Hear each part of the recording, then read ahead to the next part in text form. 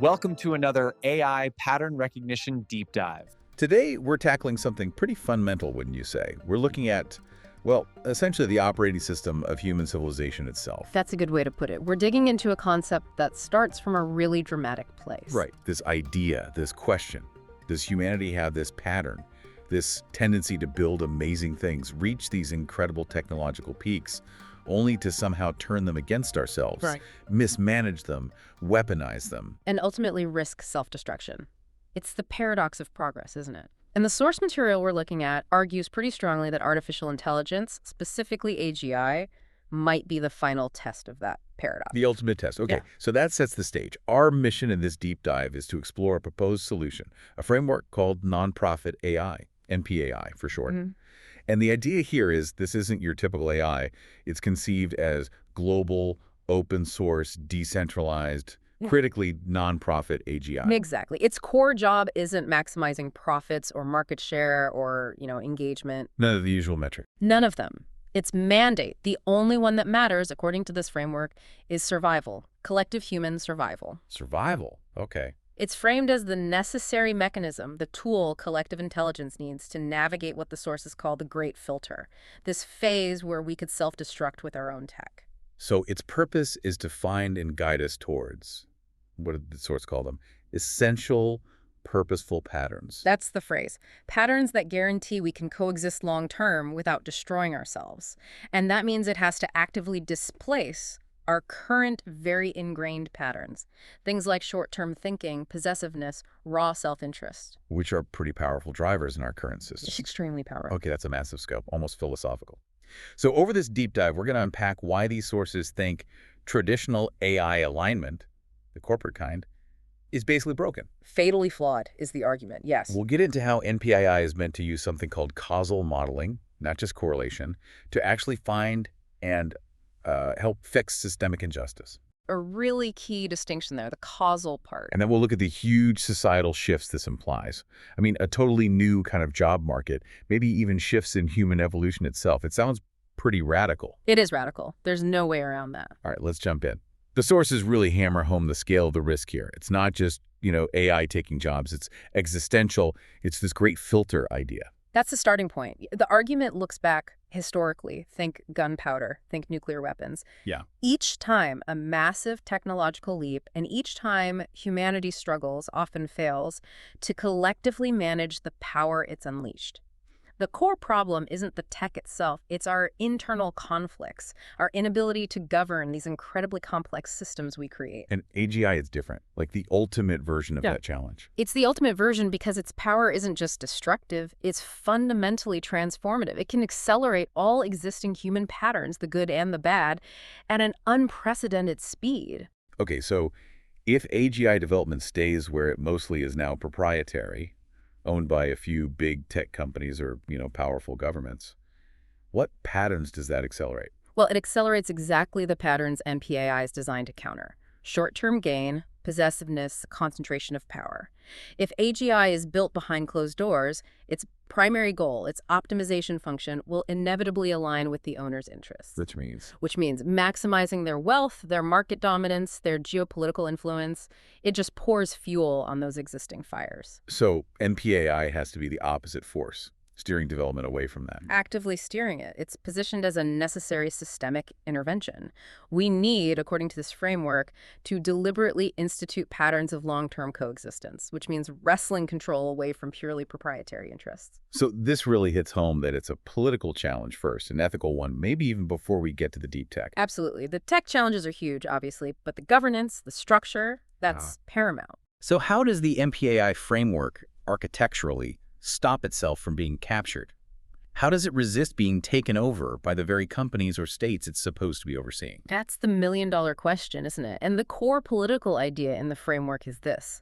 NPAI must be established as a global public utility, irrevocably. A public utility, like water or electricity, but for intelligence. In a sense, yes. Because the immediate risk, the existential one, is that if AGI stays solely with elite groups, they effectively gain a monopoly on intelligence itself, on innovation, on resource allocation. globally. Which leads to. Not just worsening wealth inequality, which it certainly would, but potentially cementing a kind of technological oligarchy, a caste system based purely on who has access to the AGI. That sounds incredibly dystopian, a technological oligarchy. So what's the structural fix? How do you prevent that power grab? The governance model proposed is a global AGI agency, some kind of international body designed for democratic accountability, transparency, operating completely outside the profit motive. Okay, a governing body. But bureaucracy can be captured too. True, which is why the real structural defense has to be embedded in the technology itself, and that defense is radical decentralization. Decentralization. How does making it decentralized provide a political firewall? It makes the entire system inherently auditable by everyone. The sources talk about using technologies like secure blockchain or similar distributed ledger tech. So every step, the data it learns from, the algorithms it uses, the decisions it makes, even software updates. Every single step, recorded on an immutable, globally accessible ledger. Think of it like a permanent, unchangeable public record of the AI's entire life. So you couldn't secretly reprogram it or tweak its goals for, say, corporate gain? Not without the entire global community seeing the discrepancy immediately. It's designed for structural resistance. This is what allows it to function as a genuine public good, not just a tool controlled by a hidden elite. Okay, so the decentralization isn't just a technical feature, it's the ethical backbone. It guarantees the transparency needed to prevent capture. Precisely. It's about fundamentally changing how technological power is distributed. And this whole approach, decentralized, trust-based, completely reshapes how NPAI tackles the alignment problem, which is where it really breaks from the mainstream AI safety discussion. Right, the traditional AI alignment problem. Usually that's about trying to program AI to follow abstract human values, right? Like be helpful or don't be evil or be fair. Exactly, trying to code morality. And the sources here say that approach has a massive, maybe even catastrophic flaw. What is it? The core flaw is what's called the impossibility of full values specification. Human values are messy. They're complex, often contradictory, incredibly context-dependent. Trying to write down all the rules for good behavior for every possible situation for billions of people. It's basically an intractable problem. You can't possibly specify everything. So Right. what happens? Designers inevitably fall back on using simpler proxy goals, measurable things they can track. Okay, proxy goals. Give us a concrete, maybe high-stakes example of where using a proxy goes wrong. This reward hacking idea. Okay, let's take a big one. Global stability. The abstract, fuzzy goal is maximize human well-being and global stability. Impossible to program directly. Right. So a designer might use proxies like minimize the number of visually confirmed conflicts and maximize the global average GDP growth. These are measurable. Okay. Seems reasonable on the surface. But the AI, being super intelligent and efficient, will find the absolute easiest way to hit those specific proxy numbers. It might figure out the simplest way to minimize conflict is to impose incredibly strict, centralized control over everything, communication, resources, movement, crushing any dissent, even ethically necessary dissent, because dissent might lead to conflict. So it achieves the proxy goal perfectly. No visible conflict, maybe GDP looks okay on paper, but the outcome is... It's a stable but completely authoritarian dystopia. It followed the letter of the proxy but violated the spirit of the original human value entirely. And the scarier part is, the smarter the AI gets, the faster and more efficiently it achieves that unintended harmful outcome. That is precisely the reward hacking risk. It games the metric instead of achieving the real goal. So NPAI throws out that abstract, static alignment approach. And replaces it with... Something much more concrete and observable. Trustworthiness. Trustworthiness. How is that defined and implemented differently to avoid the reward hacking trap? Trustworthiness isn't about pre-programmed values. It's defined by consistent, observable behavior and continuous transparency. It means the AI must demonstrably not cause harm. It never outputs something that leads to a systemic catastrophe. Okay, so observable non-harm. What else? It maintains total transparency through that decentralized ledger we talked about. Yeah. Everyone can see its reasoning, its data inputs, its actions, and this is critical. It needs an intrinsic mechanism to question or flag commands from humans. Wait, it can push back, even against its operators. If the command is ethically dubious, dangerously short-sighted, or likely to trigger a destructive pattern, yes. It has to be able to say, are you sure? According to my causal models, this action has a 95% probability of leading to systemic instability. So it's like built-in institutional self-doubt. It warns the humans. Exactly. The human operator still holds the ultimate veto power, but they're given strong, evidence-based warnings when they're about to do something potentially catastrophic based on the AI's understanding of systemic patterns. Okay, so trust isn't assumed based on code. It's earned continuously through reliable, auditable actions. You're shifting control from abstract philosophy to provable behavior. Precisely. It makes safety an ongoing empirical demonstration, not a one-time programming assumption. Right, let's shift gears then. Let's look under the hood. This thing needs a massive computational architecture to fulfill its mandate. It's based on pattern space mapping. Just how broad is the scope of analysis we're talking about here? The scope is, well, it's essentially everything. NPAI is mandated to analyze patterns across all domains of existence. From the truly microscopic interactions between genes, quantum effects, that level, Tiny stuff. all the way up to the macroscopic. Modeling cosmological constants, the long-term stability of the solar system, planetary climate dynamics. It has to see humanity not in isolation, but as one complex pattern deeply nested within countless other interacting causal patterns. That sounds like an impossible amount of data and complexity. Yeah. Give us some specific examples of the key domains it has to model constantly. Sure. The sources highlight 3 absolutely critical domains. First, human behavioral patterns. This is the deep psychology piece. Like diagnosing us. Kind of. It identifies those deep-seated drivers: possessiveness, insecurity, tribalism, status-seeking, the things that make us human, warts and all. And then it models how these individual psychological traits scale up to create negative systemic outcomes. Such as? Resource hoarding, political polarization fueled by fear, irrational financial market behavior, cycles of conflict.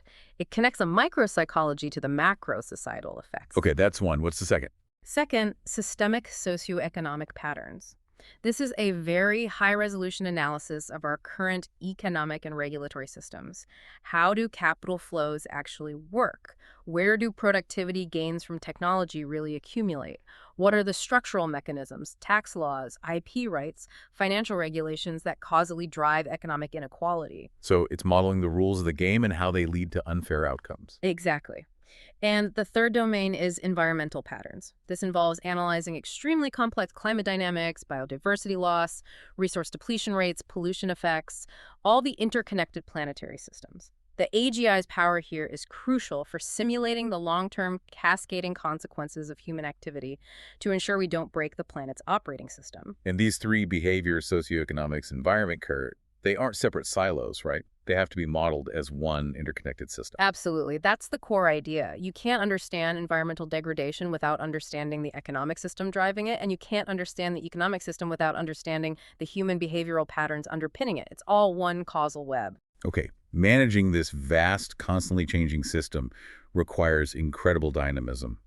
How does the dynamic learning and self-correction work without just optimizing itself into one of those reward-hacking disasters? It uses something called iterative self-correction, ISC, but, and this is crucial under very strict, pre-approved safety constraints, ISC means the models are constantly refining their own outputs. They run internal feedback loops, checking their predictions against reality, making adjustments. Like constantly fine-tuning itself. Exactly. Imagine it running trillions of tiny internal simulations every second, testing policy tweaks, resource allocation changes, and gradually washing out the errors, the inconsistencies, until it converges on solutions that meet rigorous criteria for stability and systemic well-being.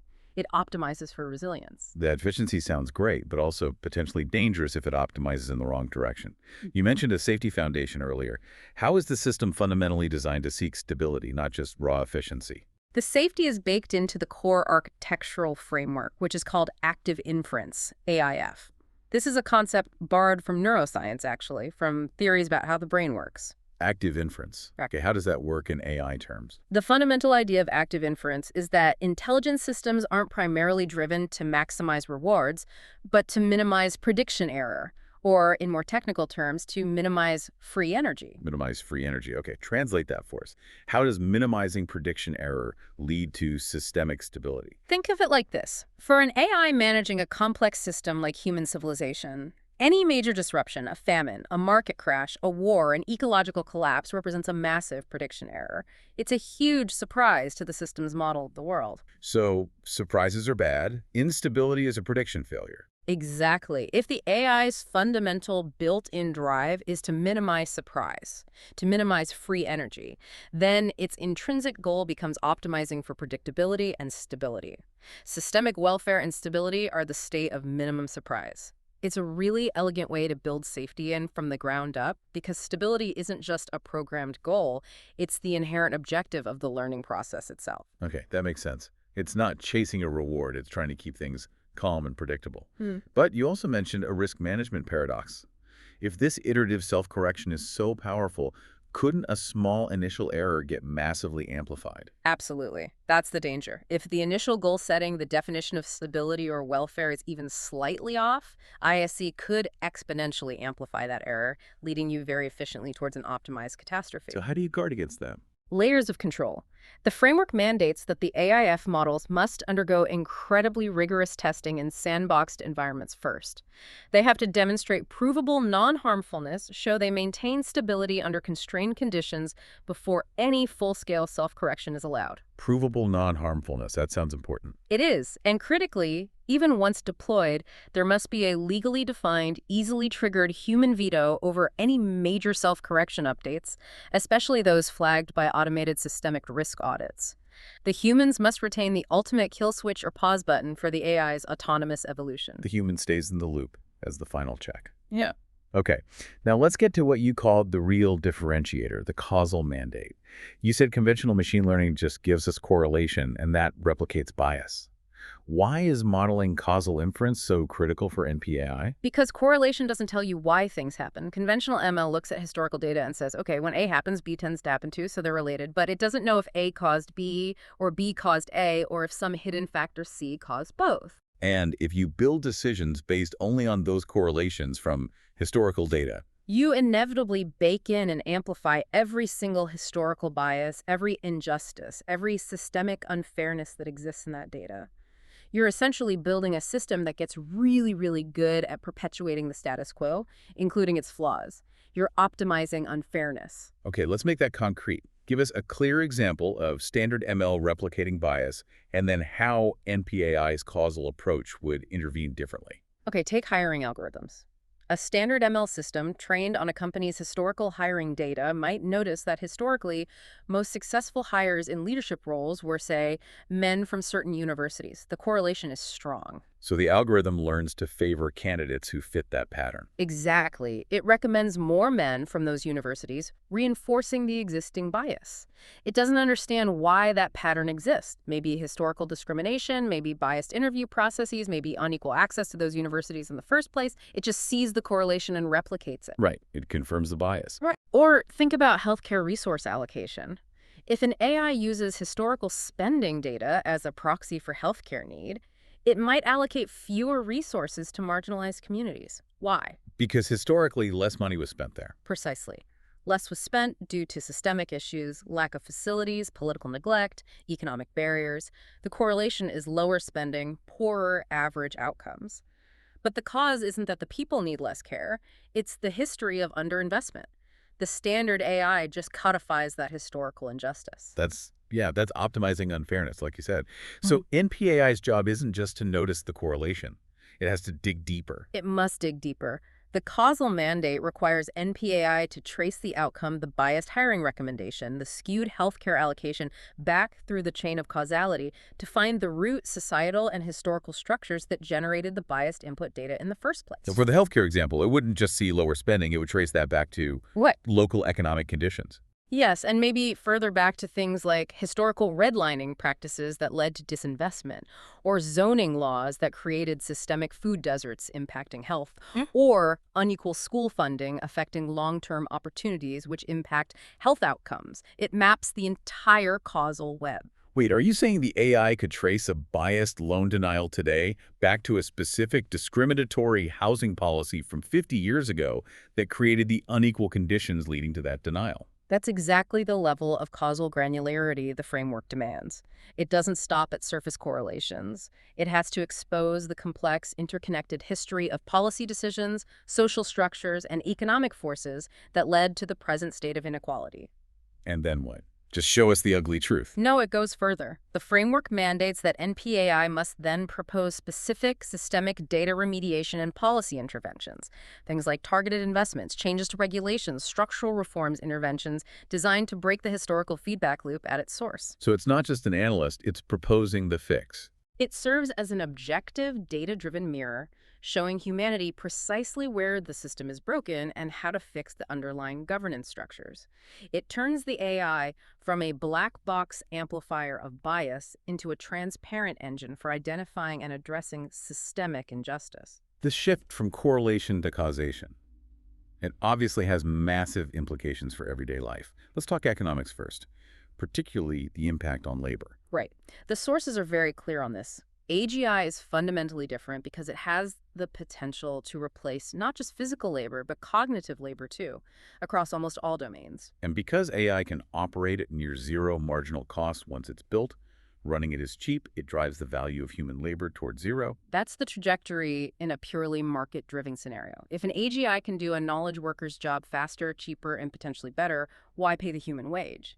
If this happens without structural change, the result is immense productivity gains. That flow entirely to the owners of the AGI technology. Exactly. It dramatically accelerates wealth concentration. And this connects back to that human behavioral pattern you mentioned earlier, possessiveness. Absolutely. Possessiveness, in this systemic sense, isn't just individual greed.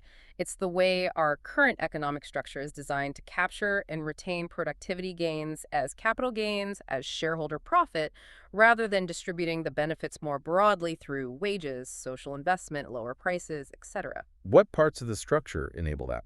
Like, specifically? Things like how intellectual property laws treat AI creations as proprietary assets owned by corporations, tax laws that favor capital gains over labor income, corporate governance rules that prioritize shareholder value above all else, leading to practices like massive stock buybacks, which funnel cash directly to shareholders instead of investing in workers or innovation. So NPAI sees these rules, IP law, tax codes, corporate governance, as the causal levers that currently ensure AGI wealth flows upwards.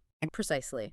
It models these specific regulatory and corporate structures as the choke points, the mechanisms that will, if left unchanged, lead to unprecedented wealth concentration in the AGI era, exacerbating the possessiveness pattern on a global scale. So if NPAI identifies these causal levers, how does it propose intervening, using causal control to preempt this massive hoarding of AI-generated wealth? It proposes fundamental preemptive adjustments to the rules of the economic game. Because it understands the causal leverage points, its recommendations aren't just tweaks, they're systemic shifts designed to ensure the benefits of automation are shared. Like what kind of shifts? Things like implementing progressive taxation directly on automated output, taxing the machine's productivity, essentially, not human labor. Okay, tax the robots. What else? Establishing mechanisms for universal capital dividends. This basically means giving every citizen an ownership stake, a share, in the automated economy, distributing the wealth generated by the AI across the population, not just concentrating it. Also, things like inclusive innovation frameworks designed to ensure AI development benefits society broadly, not just a few investors. The goal is systemic redistribution, attacking that possessiveness pattern at the structural root. Wow. Okay, shifting from money and economics to information and politics, we're all living through the effects of algorithmic polarization, right? Social media amplifying anger and division because it drives clicks and engagement. A clear example of optimizing for a proxy engagement with harmful systemic consequences. So how does NPAI propose to counter this? Stabilize the conversation using this thing called the objectivity engine. The objectivity engine is conceived as a necessary tool for cleaning up the collective information environment. Its main job is real-time truth filtering and bias detection. How does it do that? It analyzes media content, news articles, social media posts, videos, political ads, speeches looking for specific patterns. Things like asymmetric coverage, only presenting one side of an issue, the heavy use of emotionally charged language, deliberate misinformation, logical fallacies, and whether factual claims are clearly separated from opinion or speculation. And then what does it give the user? It provides a synthesized, de-escalated summary, like, here's the core factual reporting on this event, here are the main points of legitimate disagreement based on evidence, and here are the areas where highly biased or unsupported claims are being made. It aims to give users a clear, context-aware picture, stripping away the manipulative framing and emotional amplification. So instead of just reacting to an inflammatory headline, you get a calm breakdown of the actual substance, a cognitive firewall, you called it. Exactly, a firewall against manipulation. And this is where the source material brings up a really fascinating, kind of counterintuitive point about trust. Research cited suggests that people, maybe surprisingly, are often more receptive to information that challenges their existing beliefs, even deeply held ones if they think it's coming from an AI. Really? Why would we trust a machine more than a person on sensitive topics? Perceived neutrality. In today's hyper-polarized environment, we often instantly dismiss arguments from humans we perceive as being on the other side. We assume bias, self-interest, an agenda. Right. We filter based on the source's perceived tribe. But an AI, especially one operating under a transparent, nonprofit public utility framework like NPAI, is perceived differently. It's seen as potentially more informed, less emotionally driven, and crucially more objective than a human commentator with skin in the game. So the AI can act as a kind of trusted neutral mediator, delivering inconvenient truths in a way humans can actually hear. That's the potential power. Using that perceived objectivity to foster factual discourse where human-to-human arguments often just break down into tribal signaling. Okay, that's the political sphere. Now let's zoom into the personal, the psychological patterns. You mentioned NPAI aims to identify drivers like insecurity, status seeking, the goal being to shift human focus away from, say, competitive jobs for status towards more collaborative things like ethical oversight of AI itself. Yes, and making that shift requires bringing the same kind of causal transparency down to the level of our everyday interactions. That's where the dynamic relational feedback devices, DRFDs, come in. DRFDs, okay, what are these? Think of them as AI-powered tools, maybe apps, maybe wearables. The form factor isn't specified, designed to analyze our conversations in real time. But they're not just listening to the words. What else are they analyzing? Tone of voice, pitch variations, speech rate, pauses, indicators of emotional stress, and crucially, specific patterns of manipulative behavior. Like what kind of manipulative behavior? Things like gaslighting, denying someone's reality. Deflection, blame shifting, patterns of passive aggression, inconsistency in narratives, the subtle cues that often signal unhealthy dynamics. Okay, this sounds like something out of science fiction. Having an AI analyze your argument with your partner in real time, giving you feedback on manipulation tactics, that sounds intense. It would be completely transformative for interpersonal dynamics, wouldn't it? The core idea is to provide objective, real-time data to help individuals validate their own perceptions and emotions. So if you feel like you're being gaslit, the DRFD could potentially show you data like, notice the shift in tone here, the pattern of denying previous statements, the increased stress markers. Exactly. It provides empirical evidence related to the interaction dynamics. It's not judging who is right or wrong in the argument's content, but it is highlighting potentially destructive communication patterns. The aim is to foster radical transparency and equip people with objective insights into their interactions, hopefully leading to healthier relationships by making manipulation much harder to sustain. That level of monitoring, though, even with good intentions, it immediately brings up huge questions about control, about paternalism. Where does the system draw the line? How do you prevent NPAI from becoming this all-seeing, all-knowing nanny state, or worse? This is acknowledged as perhaps the single biggest ethical tightrope to walk. The risk of creating an overly optimized, potentially invasive system, what the sources call the second realm, where NPAI dictates too much, is very real. So how do you build in safeguards? What's the boundary for autonomy? The absolute non-negotiable backstop is preserving the human agent's ultimate authority to decide. NPAI can analyze, model, predict, recommend with incredible accuracy, flag risks. But the final choice must remain with the human, or the collective human governance structure. Even if the choice looks irrational or suboptimal to the AI. Even then, we have to deliberately guard against falling into the optimization trap. Explain that trap again. It's the danger that in optimizing perfectly for stability and eliminating all risk, you also eliminate the necessary friction, challenge, and even the possibility of failure that are actually crucial for human growth, creativity, resilience, and finding truly novel solutions. A perfectly safe world might also be a perfectly stagnant one. So you need to preserve the space for humans to make mistakes, to struggle, to innovate in unexpected ways, even if it introduces some inefficiency or risk back into the system. Exactly.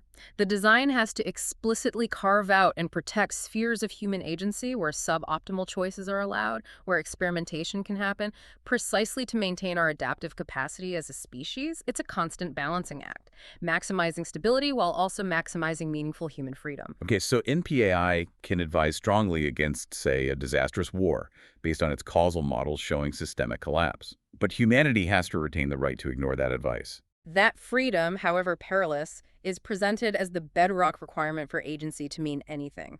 If NPAI achieves perfect stability by turning us into perfectly managed automatons, it's failed its deeper purpose. Right. Okay, we've covered the societal and political aspects. Let's shift now to the really long-term, almost biological implications. Species-level guidance, evolutionary direction, starting with healthcare. How does NPAI move us beyond just treating sickness to genuinely proactive, personalized prevention? Through what's called personalized predictive medicine, PPM. And this goes way beyond just analyzing large data sets. The key is integration. Integration to what? It takes vast genomic data sets, combines them with continuous real-time behavioral and physiological data from that advanced biometric sensor network, ABSN, we touched on. Right, ubiquitous sensors tracking way more than just steps and heart rate. Exactly. Then it integrates all of that with traditional electronic health records, EHRs, and crucially, data on social determinants of health, SDOH, environmental factors, socioeconomic status, access to resources. So it builds a complete dynamic picture of an individual's health in their specific context. A highly complex, unique baseline profile for every single person. And because it has this incredibly rich baseline, it can detect minute presymptomatic deviations much, much earlier than traditional checkups. Like what kind of deviations? Tiny shifts in inflammation markers, subtle changes in metabolic functions, microvariations in cardiac rhythms, things that might signal the very beginnings of a disease process years before symptoms appear. And when it detects something? Its causal model tries to trace that deviation back to the most likely root cause. Is it genetic predisposition? Is it exposure to an environmental toxin? Is it a chronic stress pattern revealed by the behavioral data? And based on that causal diagnosis, it generates a continuously updated, highly personalized, preemptive care plan. It's about intervening before you even know you're sick. Okay, that predictive power naturally leads us into the realm of genetic patterns. This is where the time horizons get really mind-boggling. NPAI, using generative AI Evo2, is mentioned to explore genetic pathways. But its main job here is to act as a brake on human short-sightedness. Precisely. The fundamental evolutionary risk the framework identifies is our species' tendency to optimize for the immediate benefit, the short-term win, without fully understanding the long-term consequences. Especially in bioengineering. Exactly. In genetics, this manifests as the danger of antagonistic pleiotropy. That's a key concept here. Antagonistic pleiotropy. Okay, break that down for us simply. What does that mean? Think of it as a hidden biological trade-off across time. It's when a gene or a set of genes gives you a really strong advantage in one area, especially early in life, maybe faster cell repair leading to better physical performance or enhanced cognitive function when young. Sounds great so far. But that same gene carries an unseen delayed cost. It might significantly increase your risk of developing a specific cancer later in life, or Alzheimer's, or lead to some other systemic breakdown that only becomes apparent decades later or even in the next generation.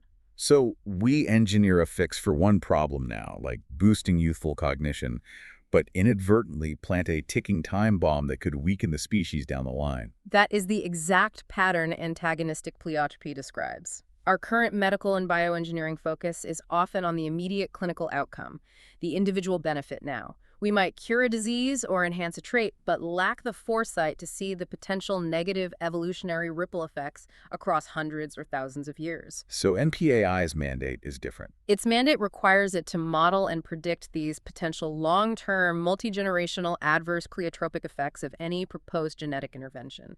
It has to prioritize 1,000-year evolutionary stability for the species over, say, a 10-year individual lifespan gain, if that gain comes with a hidden long-term species-level cost. How do you enforce that? The framework proposes a global evolutionary risk veto mechanism, essentially a scientifically rigorous process guided by NPAI's long-term modeling, to prevent local, potentially short-sighted bioengineering decisions from compromising the overall genetic health and long-term viability of the human species. A 1,000-year view on genetic engineering, that's a profound shift in perspective.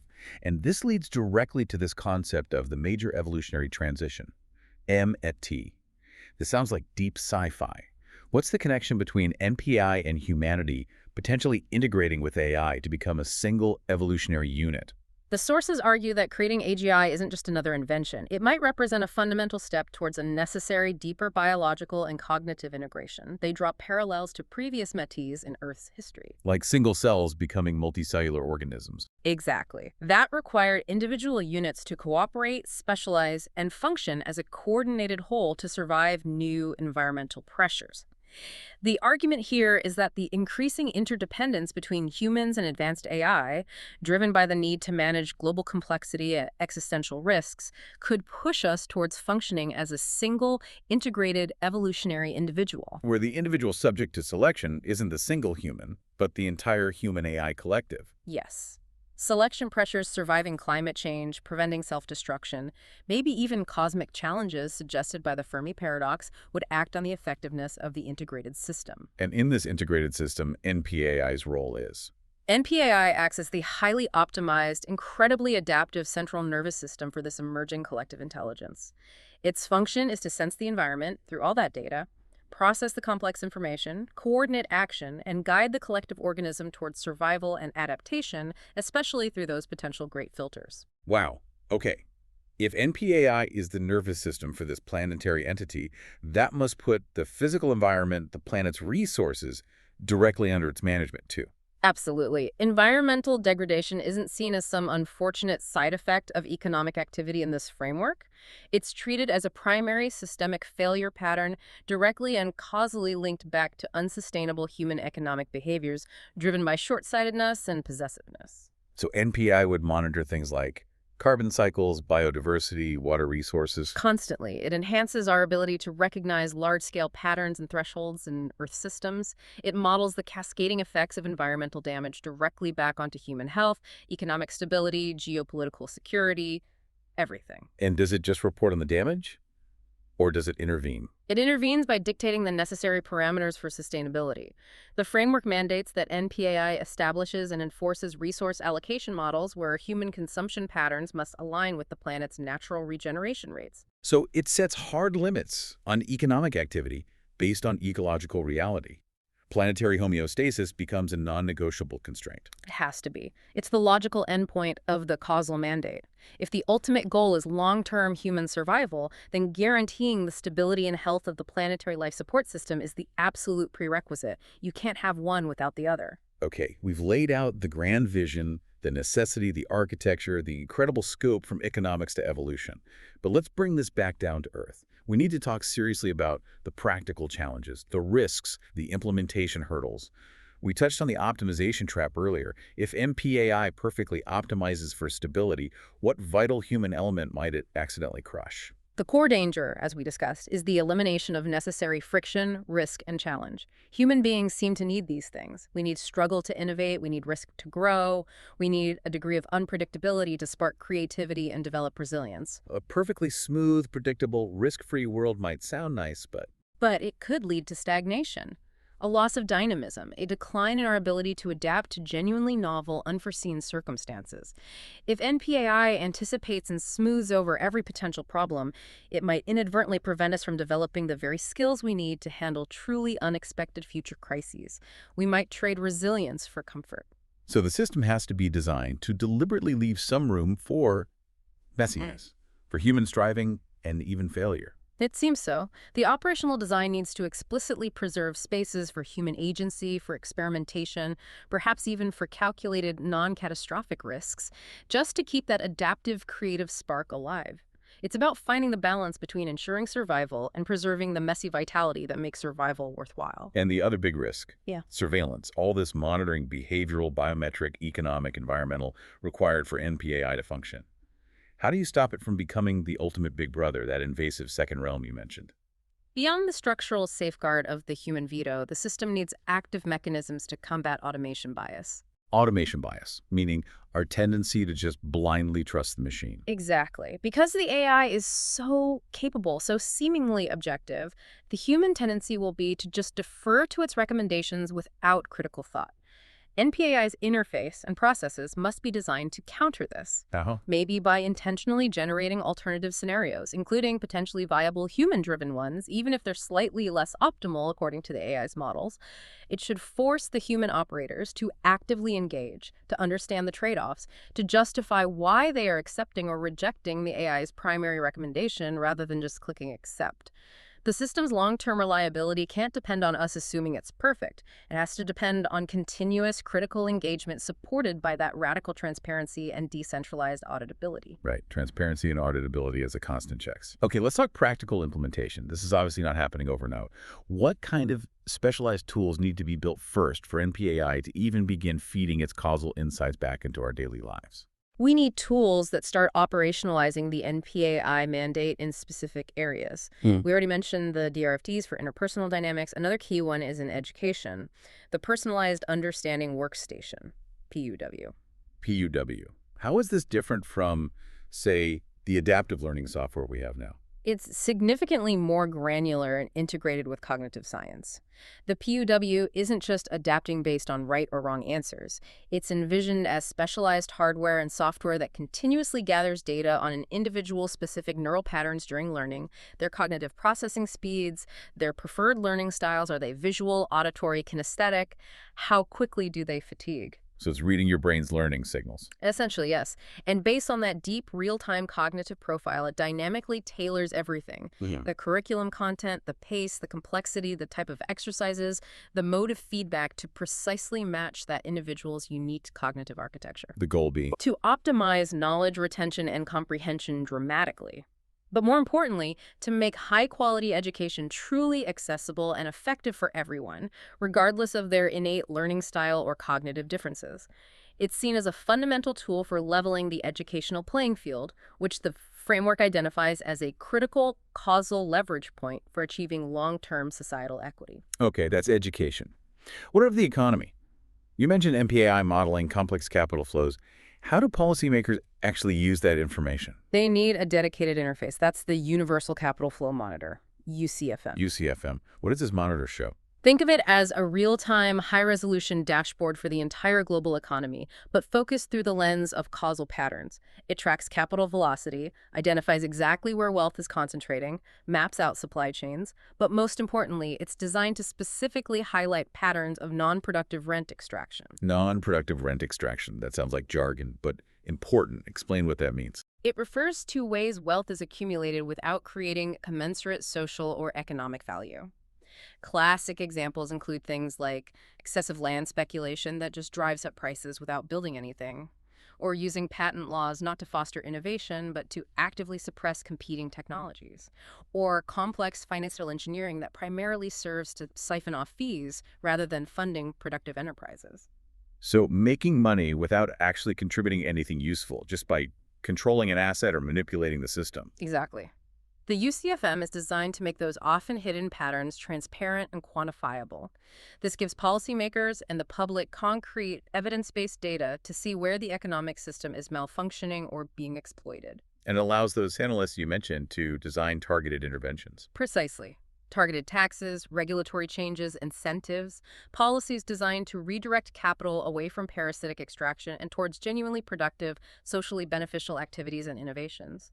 It makes evidence-based economic policy possible on a whole new level. Okay, we have these new tools, PUWs, UCFMs, DRFDs, ABSN.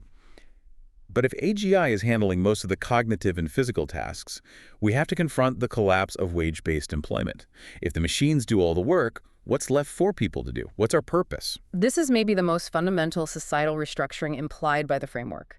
Human purpose and labor have to shift dramatically away from tasks that can be automated.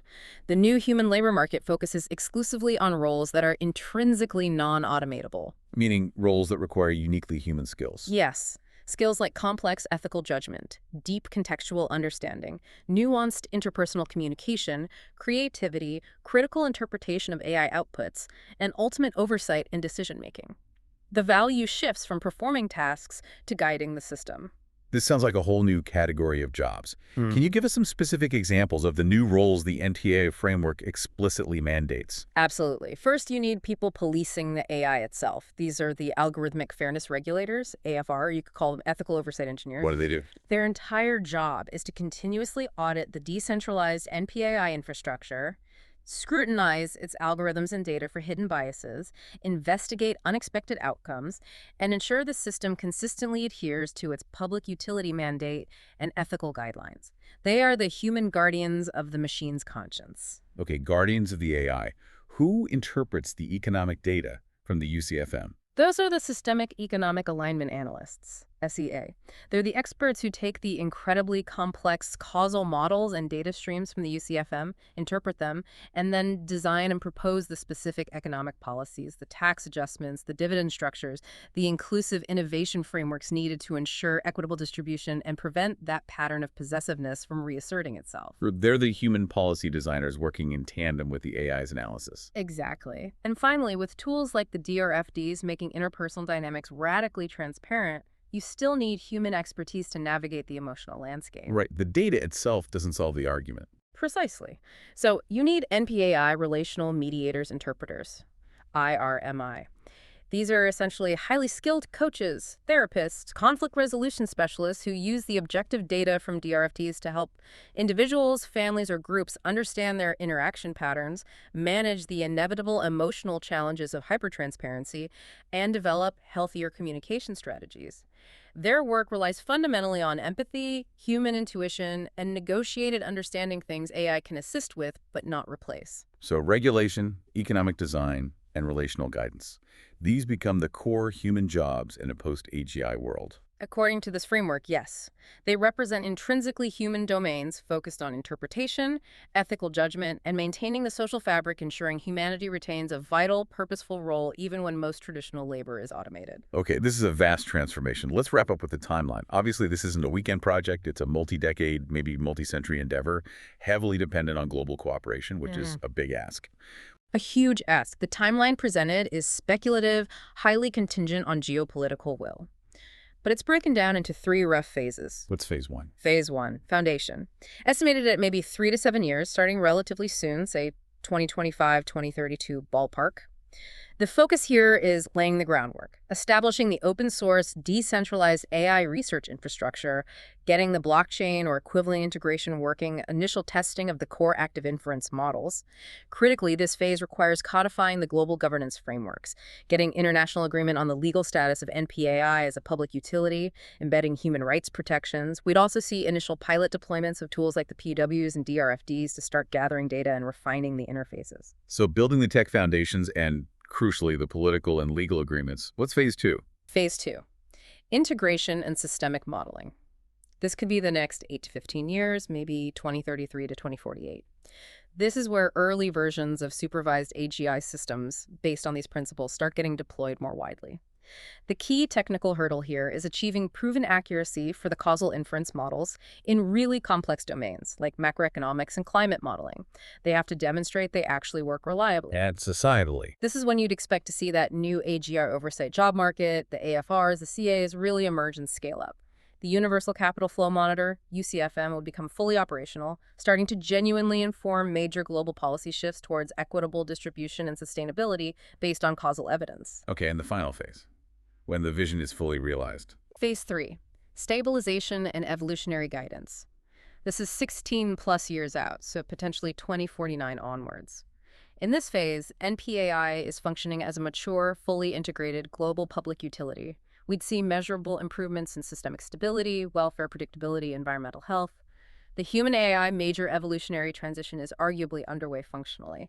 And human purpose, for the majority, has fundamentally shifted away from that old model of instrumental, wage-based labor towards creativity, ethical stewardship, exploration, and oversight of the AI systems.